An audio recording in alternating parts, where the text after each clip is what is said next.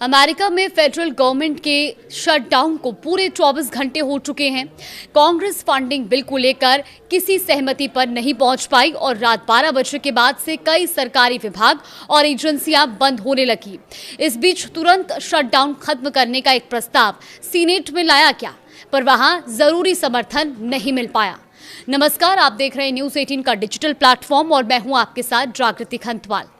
America में 24 घंटे में आखिर क्या क्या हुआ, इसकी बात करें तो सबसे महत्वपूर्ण बात यह है कि डेमोक्रेटिक सांसदों ने ACA सब्सिडी के विस्तार की मांग पर अड़े रहने का फैसला जारी रखा है, जबकि राष्ट्रपति डोनाल्ड ट्रंप और रिपब्लिकन नेता उस खर्च को मंजूरी देने से इनकार कर रहे हैं।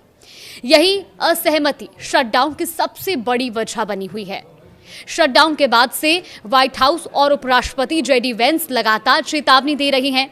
उपराष्ट्रपति JD वेंस अचानक व्हाइट हाउस की एक प्रेस कॉन्फ्रेंस में पहुंच गए। उन्होंने चेतावनी दी कि अगर ये टकराव कई दिनों या हफ्तों तक चला तो फेडरल कर्मचारियों की छटनी करनी पड़ सकती है। उन्होंने प्रेस ब्रीफिंग में भी कहा कि मामले के खींचने पर नौकरियां जाने का असर अस्थायी नहीं रह सकता। व्हाइट हाउस की प्रेस सेक्रेटरी कैरोलिन लोविट ने ये भी माना है कि एजेंसियां कटौती की तैयारी कर रही हैं और छटनी नजदीक मानी जा रही है। आकलन के मुताबिक लगभग 7,50,000 फेडरल एम्प्लॉय फरलो यानी कि अनिवार्य छुट्टी पर जा सकते हैं और उनका वेतन तब तक रोका जा सकता है जब तक कि सरकार काम पर लौटकर रिम्यूनरेशन का आदेश नहीं देती है। कई आवश्यक कर्मचारी जैसे कि सैन्यकर्मी, एयर ट्रैफिक कंट्रोलर और बॉर्डर एजेंट ड्यूटी करते रहेंगे, पर वो कुछ समय के लिए बिना वेतन के काम कर सकते हैं। हालांकि शटडाउन को लेकर FBI एजेंट्स एसोसिएशन और अन्य सुरक्षा समूहों ने चेतावनी दी कि इससे जांच, निगरानी और फॉरेंसिक कार्य प्रभावित हो सकते हैं। उनका ये भी कहना है कि संसाधन कम होने से आतंकवाद, ड्रग तस्करी और साइबर खतरों से निपटना भी मुश्किल होगा। इसीलिए कई शीर्ष सुरक्षा अधिकारी और संघों ने शटडाउन को राष्ट्रीय सुरक्षा का मसला करार दिया है। ट्रंप ने शटडाउन को एक मौका बताया। वो डेमोक्रेटिक प्रोजेक्ट्स और सरकारी खर्च कटौती कर सकेंगे, तो वहीं विपक्ष ने रिपब्लिकनों पर आरोप लगाया कि वो ही इस संकट के जिम्मेदार हैं। जनता में भी सवाल बने हुए हैं। एक हालिया पोल की अगर हम बात करें तो उसमें 38% लोगों ने रिपब्लिकनों को दोषी माना, 27% ने डेमोक्रेटिक्स और 31% ने इन दोनों ही पक्षों को जिम्मेदार बताया है। DOI की योजना के मुताबिक कई नेशनल पार्क आंशिक रूप से खुलेंगे, पर सेवाएं कम होंगी और संवेदनशील हिस्से बंद किए जा सकते हैं।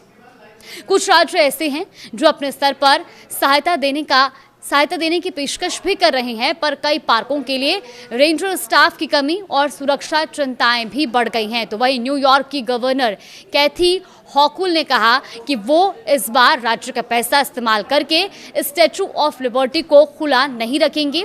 इसीलिए अगर केंद्र सरकार सेवाएं बंद कर देगी तो वहां भी सेवाएं प्रभावित हो सकती हैं।